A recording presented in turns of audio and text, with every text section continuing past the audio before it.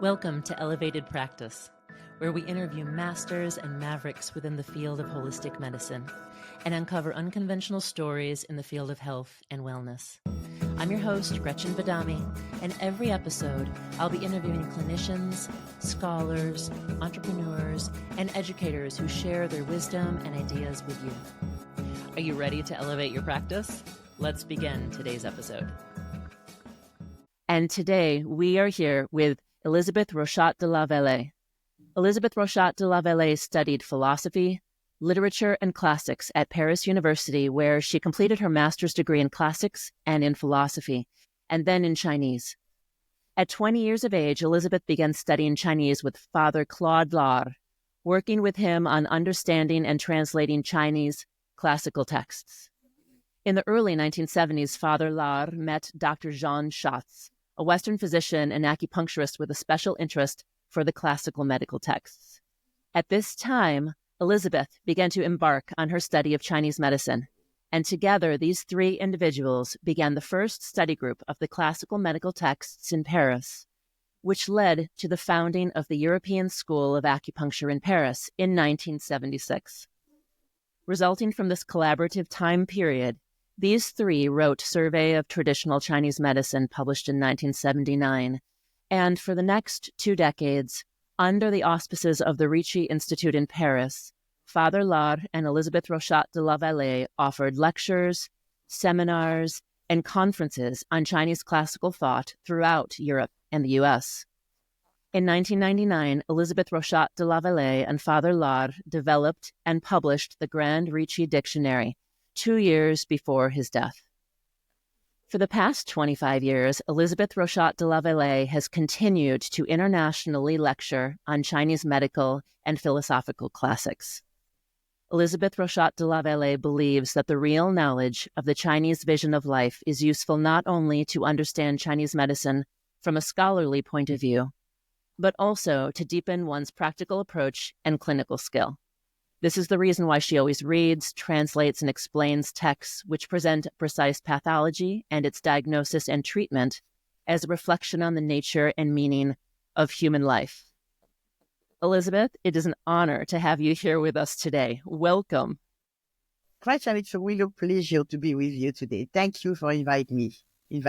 And sorry for my English. Your English is fine. Thank you. We are so honored to have you here today. I wanted to give just a small bit of additional background about you before we get started, which is to say that most acupuncturists and East Asian medical practitioners know of your works and translations. You are one of the most prolific authors and translators within this field due to your over 50 years of work. I just, before we got started, I just went to my bookshelf and just pulled off a multitude of books of yours. You have written so many texts, I can't even go into them all, but The Heart, The 7 Emotions, The Secret Treatise of the Spiritual Orchid, The Extraordinary Fu. Rooted in Spirit, you have written so many of the seminal textbooks and translations that we in my generation and younger generations have studied to understand this medicine. Thank you. Oh yeah, you last more than 75 years. Finally, you are well known everywhere. You have outlasted all of the others and shared so much during this time. Okay. Because you have such a long professional career that spans over 50 years, this also makes you a very valuable historian. And today, as we talk, there are a few topics that I'd like to cover. First, I would love to hear anything that you would like to share about this fascinating time period where you and your translators, Father Larre and Dr. Schatz, infused within the European consciousness the very beginnings of Chinese medicine and philosophy. People of my generation now take for granted that we have these textbooks available to us. So I was wondering if you can talk a bit about the context of this time period where you were uncovering these textbooks and translating them and sharing them with professionals in Europe? Yeah, in France, especially in Europe and especially in France, there is a long tradition of relationship with China and of scholarly relationships back even to the 17th century. It's really very early.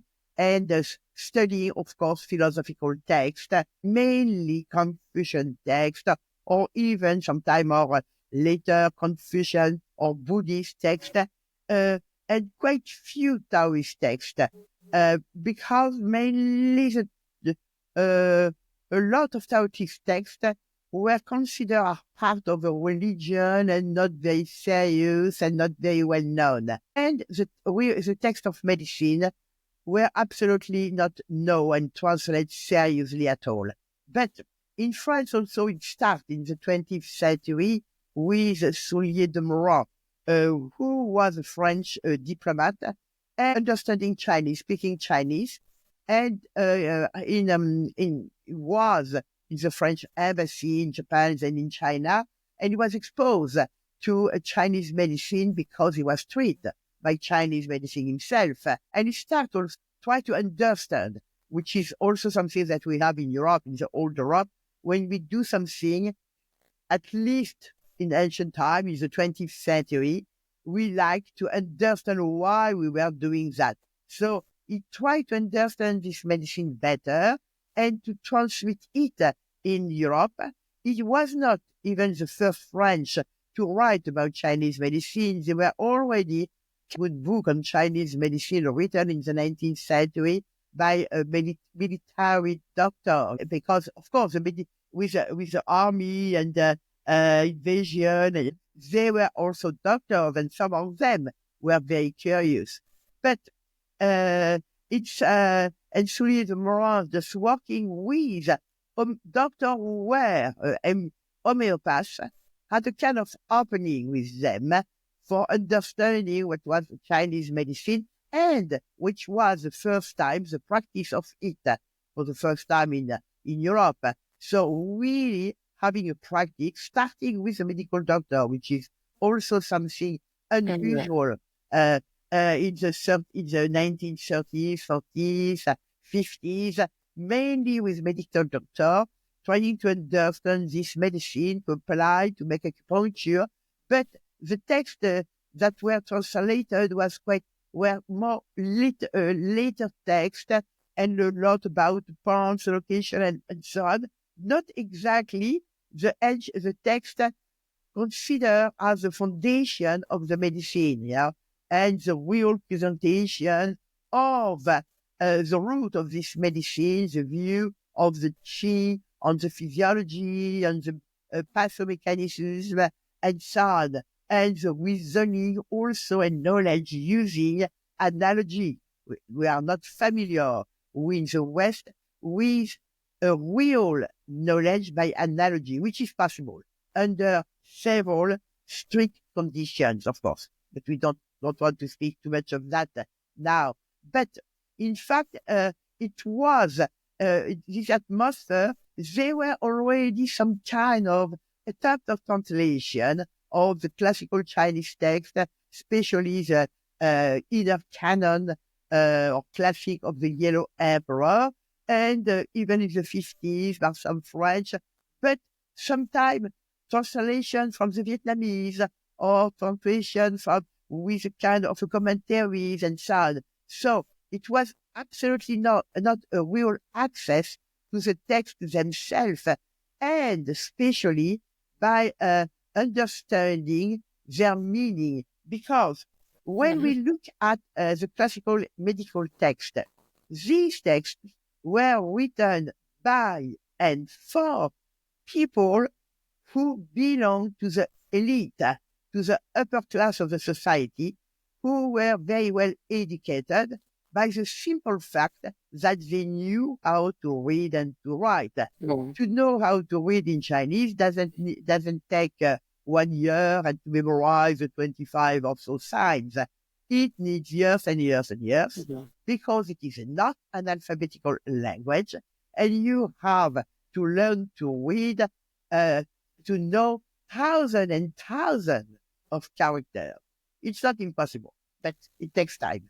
And of course, to be really a scholar, you need years and years of study. You may know, for instance, one of character enough for your job, but that doesn't make you able to read the text. So now, coming from that, these people, they share a deep common culture because what they learned were not one character, then another one, one day during 20 years. No, they learn these characters in text.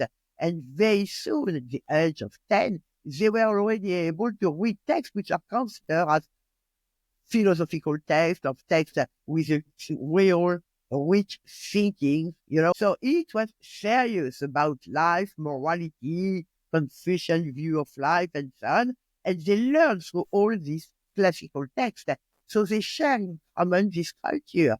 And this text, which is my field of expertise, the text written between the 5th and the 1st century BC. So all these texts are really the foundation for the Chinese thinking and the way the mind is, I will say, formatted.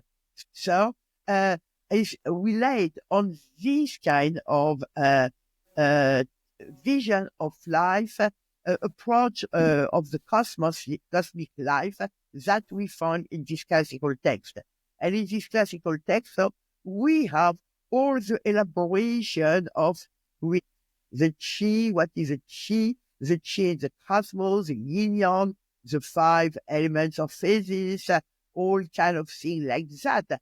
As we have a lot of development on what we call the spirits, what is the human soul, what are we, what is our destiny, why am my spirit, my mind, my soul, and which in life, in death, all these kind of, whatever you call them, metaphysical or not, but all the question of any human civilization.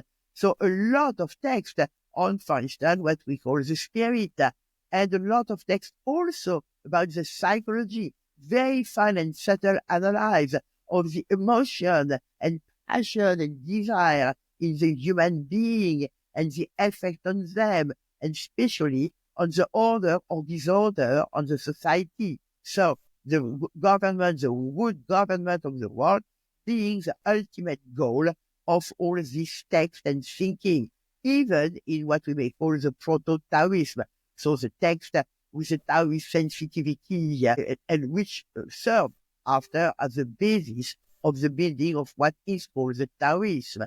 For instance, the Tao Te Ching, the Book of the Way and the Virtue, when they took all this background, this knowledge, their knowledge of emotion and chi, spirit, and so on, and when they built theoretical approaches, and I take plural because there is several, which are not the same, but which are not exclusive one from the other. So it's the reason why I use rather to say approaches than approach, the theoretical approaches of medicine. So, for instance, the yin-yang and 5 elements of phases is one of them, a very important one, but one of them. So there is other, for instance, the 6 chi, which are the very basis of the very famous Shanhanlun, and so on. So when they conceive this theoretical approach, they put in the medical books what they did not have in the other book.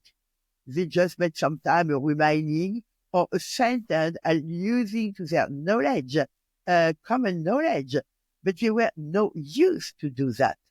As for instance, the treatise of medicine in the West, we do not recall a lot of things which are the very basic common knowledge of all the physicians, if you are an expert or whatever. So you don't remind them the alphabet. They know how to read. Now, when we are Westerner, and Westerner are very goodwill, and they want to go to the Chinese medical text, if they do not know the other text of the culture approach, they miss a lot of the meaning.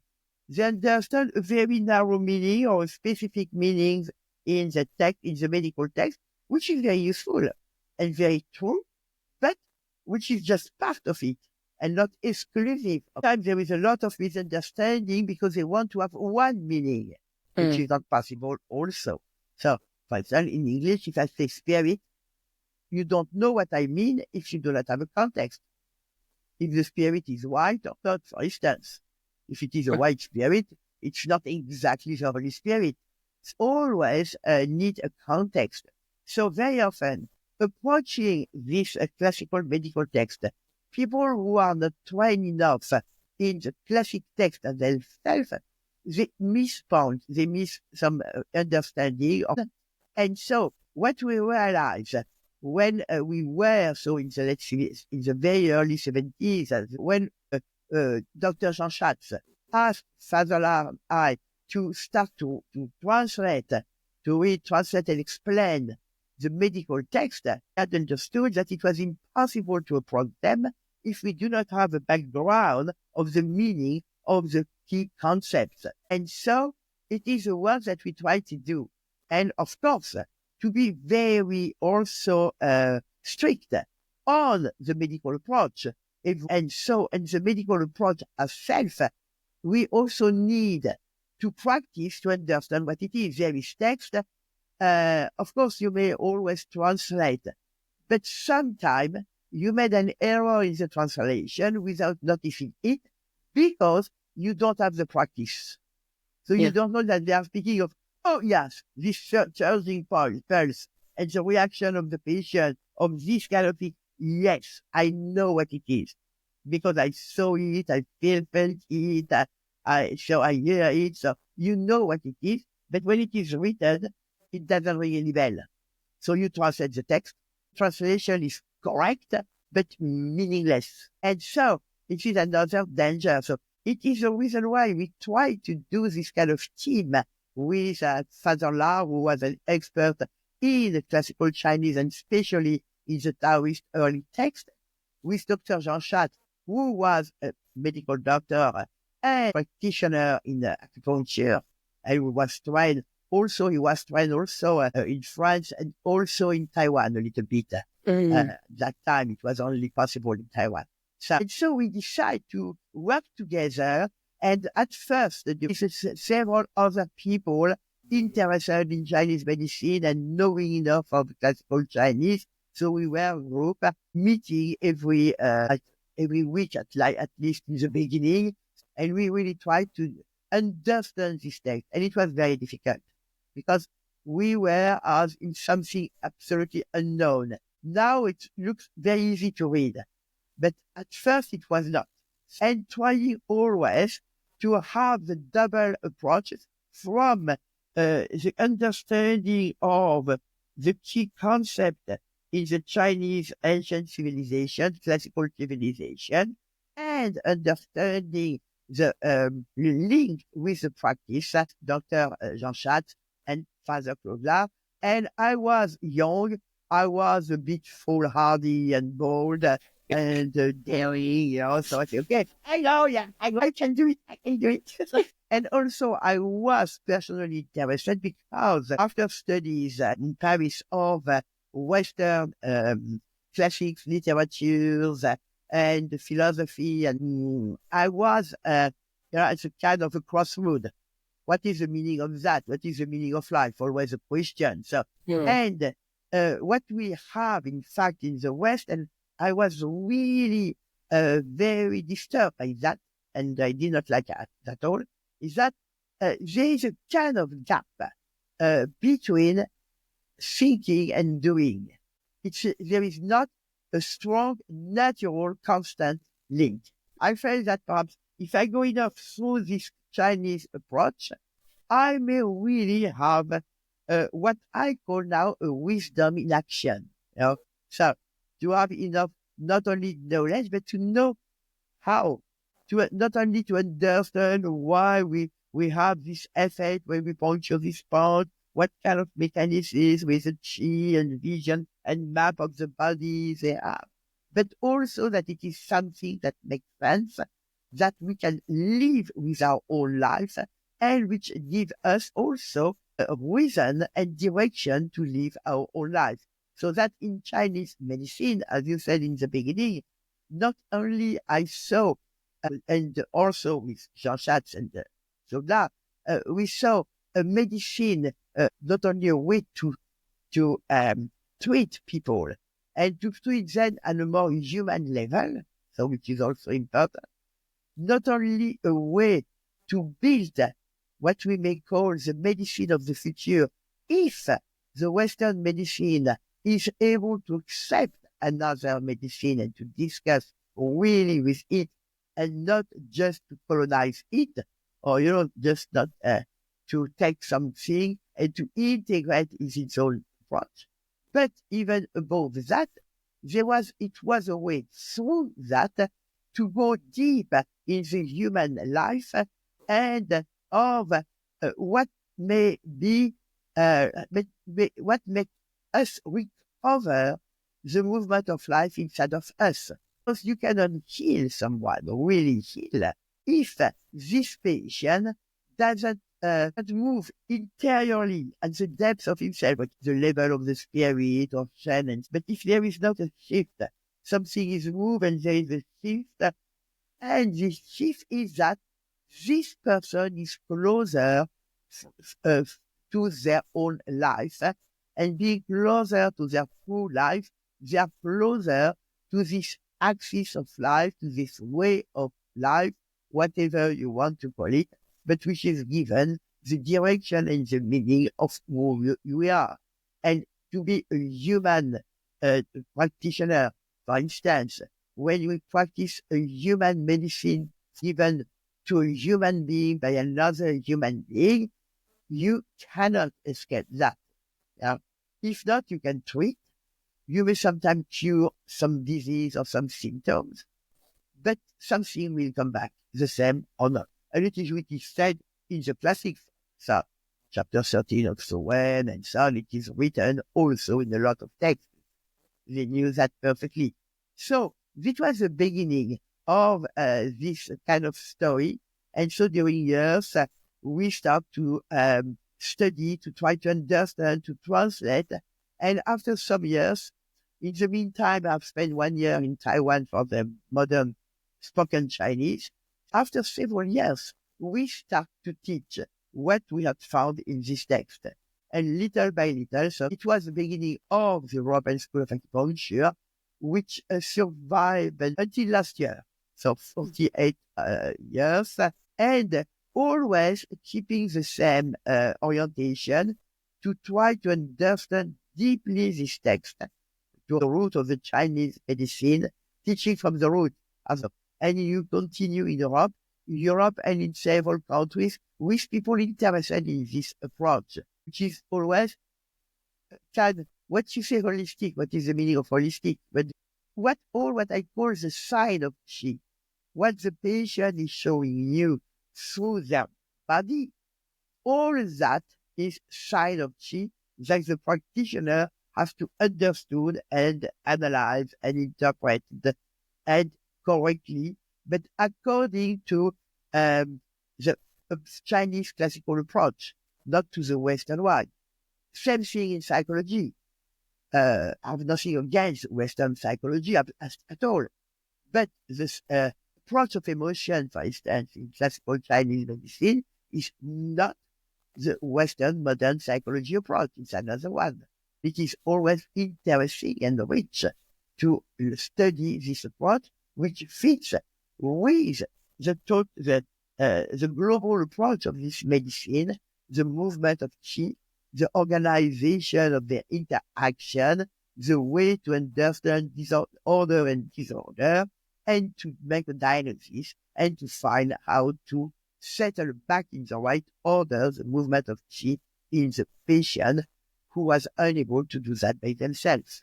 I love this story of how you came to this medicine and how you originally started translating and studying this medicine and understood the applicability of Chinese thought and philosophy to, of course, the entire whole of the spirit and to our universe and the world as a whole, and to all humans, regardless of whether we are talking of Chinese philosophy or other forms of medicine, the idea of wisdom in action and understanding philosophy and applying that as a practice to one's life to live your most authentic life is very profound. And people could probably meditate on that idea for their entire life, right? Oh, yeah, absolutely. I tell you, it's never finished. Yes. It will never be over.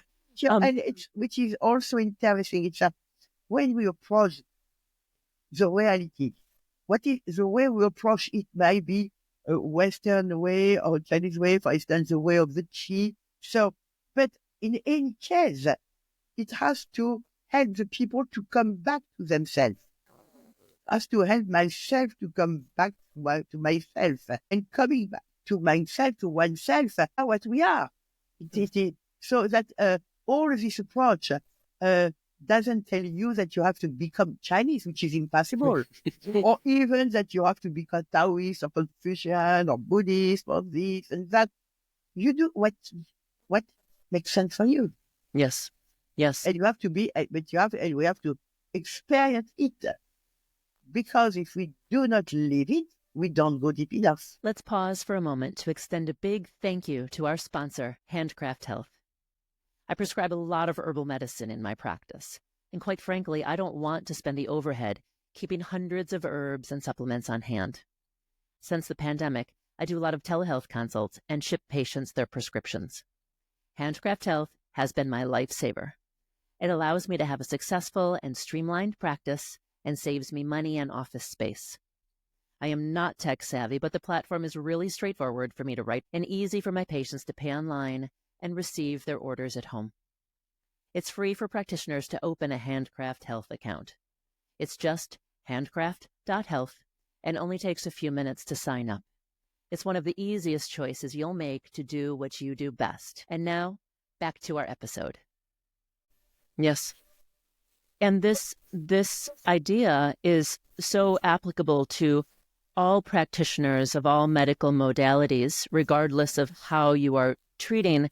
And you have mentioned this idea of the great physician and the practitioner and patient dynamic, and having the physician understanding themselves, cultivating their insights and cultivating their intuitions to focus their heart and focus their spirit in order to be able to treat the patient. Can you speak a little bit about the idea of the qi and the shen, the spirit, and the ways the practitioner may cultivate that or actualize that in relationship with how they then interact with the patient?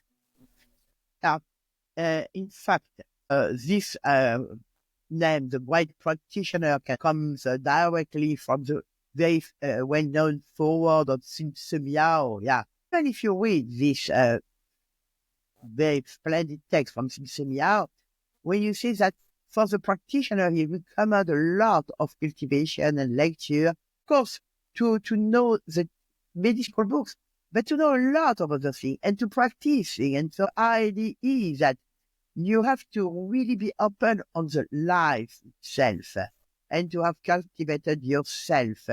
And so, why that? Because if you do not have an order in yourself, if you can order the qi in yourself, you cannot be a good practitioner.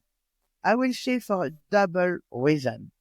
One is that you will be disturbed in your mind. For instance, when I look at this sign of qi that we may call symptoms or whatever on the patient, when I hear the sound of the voice or various sounds of the body, when I look at the complexion or at something in the eyes, some brightness in the eyes, when I palpate the abdomen or the pulses, and so on, when I ask questions, what is making the acuity of my perception, and what is given to my perception? It's what does make my perception acute and accurate? What I have to to make an interpretation. We always have to make an interpretation. The reality is something that we cannot reduce to one expression in the world. This is a story which is a little bit amazing about that. So when they were in 17th, 18th century, they were physicians also, European physicians or people knowing a little bit of medicine in Europe and who went in China. So even with missionaries. And they were puzzled by the Chinese medicine. No, it was so totally different. But they saw that they took pulses. And they said, fantastic. Now we can speak because we have something in common. We take the pulses. And in fact, absolutely not. Because the meaning, the way to analyze the pulses was totally different in the Western medicine and in the Chinese medicine. So the Westerner may have said that in my imagination. They said, how could you say something about all the organs where the blood is only related to the heart, beating of the heart? And certainly the Chinese said, how stupid are you not to see that what is a heart is the unity of all the organs, and that we may analyze to separate them and to have some kind of distinction. And there is a lot of qualities that you know about all the body, all the life, not only the body, but the life of this human being, because his heart is his heart, is his self. Sure, that was the end, of course. They say, okay, they don't know how to take the pulses. Okay, they don't know how to take the pulses. What I mean is that even when we are not aware of that, there is an interpretation. And sometimes this interpretation is really printed ourselves from the very beginning, from the first day we went to school or even earlier, because it is a common way to look at that. We look at the reproduction of the body with the muscles, but it is something that we never saw in reality. Even when you open an animal, it's not exactly like the image on the wall of the school, but it is a way to do something and to understand how it works. We have a kind of interpretation, and we need an interpretation. And the Western medicine is also an interpretation, and a good one, yes. But the Chinese medicine has its own interpretation, and a good one too. So when I look at a patient, I look at the sign of the qi and I do my interpretation according to the classical Chinese patterns. If I do that according to the Western pattern, I am no more in classical Chinese medicine.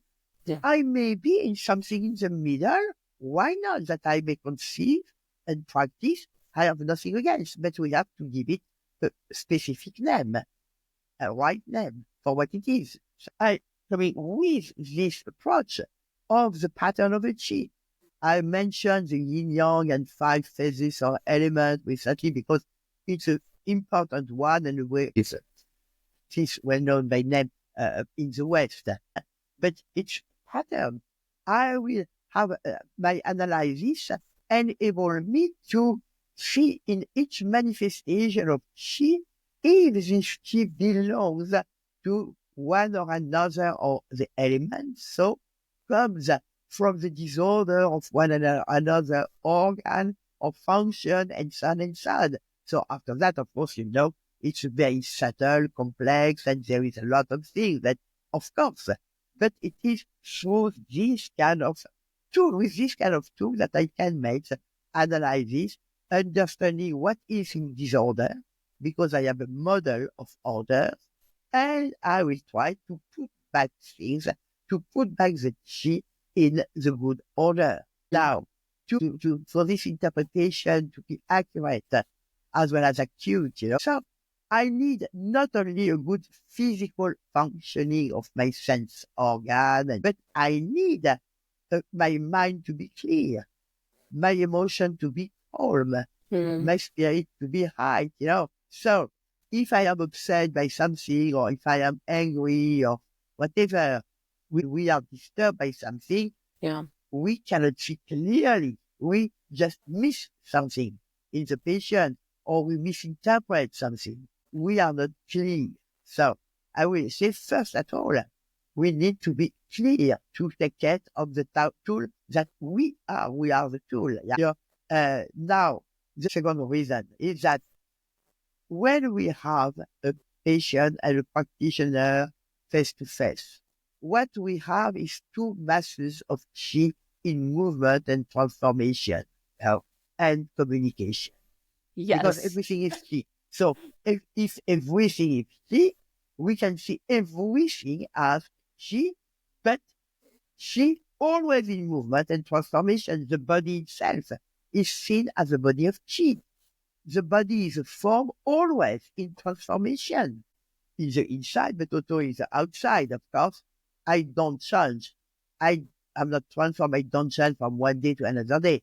But if I do not look myself in my mirror during 6 months or 1 year, I can see that there is a constant transformation. The manifestation at the surface, this is constant transformation. So we are two masses of chi in movement, transformation, and communication. Transformation, because as soon as we have two chi, which are not the same, for instance, at the very origin, yin-yang, when we have two chi together, there is interaction and transformation. And it is life. It is called life. Building of life, of a living form of life, and of that from the beginning to the end of this specific form of life. So now, whatever you think of psychological effect or whatever you call that in Western medicine, you cannot say that there is no relation. There is an exchange of chi. Of course, there is a relationship that we cultivate. We are completely aware of. I'm supposed to be nice and careful. I'm supposed not to swear entering the treatment room or whatever, So, and I check my attitude, my gesture, my mind, and so there is a lot of things that compose my attitude, my gesture, to be calmer, to be more ordered, which is absolutely good. But in the same time, what is the reality? The reality is that myself as this movement of chi as it is right now. So I may try to do this and that, but it doesn't change what is in my heart, for instance. And if I am not really upright, there is something in the exchange of chi which is not very upright too. So what I mean is that the chi which are passing through the patient and the practitioner are not only the chi we are aware to change when we look in the eyes of each other, when, for instance, I put my fingers with my blood and chi on the pulses where there is a blood and chi, and the blood and chi is a whole person, kind of exchange, or we speak, but freely, so, and or asking questions. So there is exchange, but there is also even through that some kind of exchange at the level we don't know what it is. I don't know exactly how are my chi, but the only way is to try to put them in better order day after day, every day. And the one who really wants to be a great physician or a therapist, a healer, has to test oneself to the axis of life every day. And when I say every day, it is every day. You may jump one because there is something very special happening, but it has to be very accidental and once upon a time. If not, we lose them. We lose it, So every day we need to have at least a short moment of silence, I will say, or whatever it is, to come back to oneself, to shut to the exterior, as they said, the text, to shut doors and windows, which means also to shut all the sense organs, and also the opening of the heart to some kind of thought and so on, to concentrate on the root, on myself. And so, how do we do that? each one has its own approaches. It might be meditation, it might be prayer, it might be whatever, or just silence, or to examine what happened in the day and so on. Yeah, whatever it is, we need this kind of anchorage, at least a short moment, or if we can. So, short moment when we are tired, and more when we are not so tired. So I think that whatever we do, we need to that. It may also be a kind of practice. Depends how you practice. It is whatever you may go to work or to make a calligraphy, but it is a way to do it. If you do a calligraphy, but for the performance, I want to go right to have the best way. So, no, you are just concentrated in the outside. Whatever you do, it is a way to come back to yourself. And it is why to readjust my life, because life, I am a living being, so life is in myself. And if I forget that, the problem is my knowledge will lead me to too much abstraction. And one of the problems of the abstraction is that it may include dehumanization also. So now, this kind of emptiness, kind of what I call silence, is a way to empty the heart. And so, this way that I empty my heart every day makes me able to perceive the patient at another level. But it is not because I want or because I know. It is just what happened. And perhaps we have here one of the sources of the good intuit. When we are with the patient, we all have the same experience. Time to time, there is an idea popping in the mind. It might be distorted by my own emotion, my own knowledge and so on. But it may also come from what I feel in my emptiness that I cultivate and which is always more and more in me, what I feel in this emptiness coming from life itself, that it's wrong, or the question to ask, or it is this and that. Sometimes it is a word that we say, a sentence or word that we say to the patient. We don't try to do some kind of psychology. We just say that because it comes to our mind, to our heart. And we just said it very simply, and we forget it. And sometimes it moves the patient, sometimes not. And this is a one shot, When we have this kind of intuition, you cannot reuse it, never. The prescription date is immediately. But what we have to cultivate is this emptiness, which enables you to be receptive to all what I am unable to know and to analyze in the consciousness. When I observe a patient, I cannot observe absolutely everything. It will take days and days and be useless. I do my diagnosis without that. But all what is emanating from the patient comes somewhere in my ability to welcome unconditionally, to be empty of everything. Of course, it's never perfect, yes. Okay. But we try to work on that every day. So for me, the great practitioner is the one who always has this double approach, is full of knowledge and putting this knowledge at the service of the diagnosis and the treatment. And it is empty in their heart to be able to really let their spirit illuminate not only the working of the mind and of the sense organ, but also to receive all what I don't know I receive, and to shape what really will be the diagnosis and the treatment. Same thing in the treatment. When you manipulate the needles, from where is coming the value, the quality of your gesture? It's coming of your practice, of what you learn, what you practice, your experience. It's coming of your concentration, and it's coming of your emptiness. What is the intention of the great therapist, of the great practitioner? Perhaps to have none. What beautiful knowledge this is. We learn this in school. We learn some Tai Chi, We are told to meditate. We are Absolutely. told to, cultivate our spirit, cultivate our Shen. Certainly. But I think, and I can speak as a practitioner, that when we get out into practice and you enter into life, and as a business person, you may remember to tell your patients to cultivate their spirit and suggest to them to meditate and suggest to them to do some physical activity. But how often do we reflect back that we as the practitioner must be equally as mindful in every moment with our interactions and with our spirit with the patient for both our chi and for theirs? This is just the constant, Absolutely. the Because reminder for the practitioner.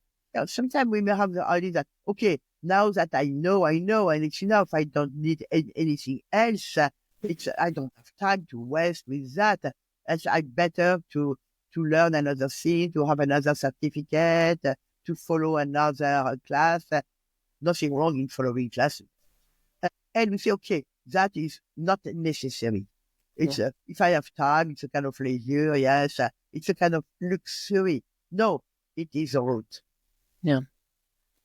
And it's very easy to extrapolate this information and then apply it to what we see occurring in the conventional medical system when we think about what is lost when a patient may go to see a doctor and they have no relationship with that doctor, and they have 5 minutes for the doctor to look at the chart, and there is no time given to the patient-practitioner relationship or the cultivation of the spirit, or to the patient's spirit, to making sure that they are healthy and emotionally strong despite their physical disease. Absolutely. There's so much to think about here in terms of the way medicine is practiced in our modern day and age. And I will give you an example of a friend of mine, a Western surgeon, and very open. His wife, they are retired now, but was a medical doctor and an acupuncturist, but himself he never practiced anything of Chinese medicine or even. He was a very good surgeon with experience and study in France and in the US, and very top level. And when you are a surgeon, you have no time to spend with your patient. You hardly see them before the surgery, and you don't see them after. So you see them for consultation and so on, but after that, okay. So when all the colleagues were golfing or whatever, each Saturday morning he left quite early, went to the 3 clinics in which he was surgery operating, and always sit down at the bed of each patient he had given surgery during the week, and spend the time what was necessary, depends on the state of the matter. But sit down, start to speak or to communicate, and after that the other one, after that in the other clinic. So generally he finish by the beginning of the afternoon or just at lunchtime. So he did that, and he said that is the very minimum. We cannot do less, even it's not enough. And he was purely in the Western medicine, There is possible to have spirit in Western medicine. And I like this story because it comes from who he was, really. And that cultivation, for him, it was impossible not to do that or to do less. And I think that for the conventional medical system, but even when we look at practicing holistic medicine and the way that we set up our practices and the time that we spend with patients, it is possible if the practitioner cultivates an awareness of this, right? To do their own intuitive work, to practice their own mind-body connection. I love what you said earlier when you said, when I feel in my emptiness, deep within my life itself, then I have cultivated my intuition. Everyone is capable of doing this, regardless of what field of medicine they are in. Sure, especially if we are not doing it for something. We are doing it because it is like that. Yes. Thank you so much. I am going to go back and continually listen to this over and over as a reminder. I understand. In those moments when I forget. And hopefully our listeners will be inspired to as well, because this is, I think, the foundational importance of our practice and practice of medicine. Of course, we must have the knowledge and we must have the memorization, but who are we and how do we cultivate our spirit? This is of paramount importance. Cultivate our spirit is cultivate life in us. As we wrap up, I have 2 quick questions for you. One is there anything unique or interesting about yourself that you'd like to share with our listeners that is unrelated to your career or medicine? Anything they would like to know about you? Oh, I don't know, but I'm have nothing unique or extraordinary. So something that I never gave up is friendships, to see friends, to have friends and to see friends, which is also something for me, part of the same thing of life, because we do not exist if it is not in the human relationships. Yes. And to try to be open to what your friends may tell you. If a friend tell me, okay, yes, it's exaggerate a little bit, that they try to say, yeah, perhaps not, but perhaps, so joy when we are with friends, even when there is difficulties or painful things, we always may have some kind of smile, some kind of joy together, which is the best way to nourish life. Yes. So I will say that I never, when I was overworking a lot, I never give up on seeing friends. Yes. And I know this about you because I've known you now for a bit over a decade, and I've seen you many times in California. And the context in which I know you is that you do maintain your lifelong friendships with your good friends, and you are such a genuine human. And that is something that I so appreciate about you, that you are a brilliant scholar and a prolific translator and writer, but at your core, you are a beautiful and earnest human being, which is fantastic. That is the best compliment you can do. Thank you so much. I really Thank you so much. And that also answered my my second question, which was going to be, what do you do to stay healthy? But I think, your joy, your spirit, those human connections, that's yes, and I was very lucky also. I had a real good life. I had parents, they love each other and they love us, my brother and I. And my brother loved me, I love him. So it's there is always, of course, a problem family, but always at the very basis, from the very moment of my conception, they were loved. And that gives you an incredible foundation and strength for all your life. Because when it is lacking, you see that something is really lacking. And I was also lucky enough. Of course, during my life, I have my share of grief and so on. But nothing really stating, as I may see some friends of mine, for instance, when you lose your children or whatever, some kind of excruciating pain that life, I never had that. So I'm very lucky. Well, you have a bright and shining Shen spirit. So, well, put on your sunglasses, please. Well, thank you so much. If our patients want to learn more about you and take any classes or listen to any lectures, do you have a website that you can share with our listeners? Which is Elisabeth Rochat.com.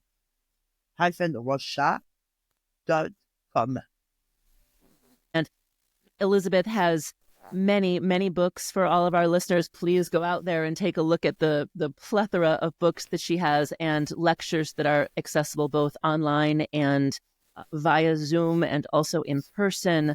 She is continuing to lecture, hopefully for many, many years to come. Thank you. That's all for today's episode of Elevated Practice.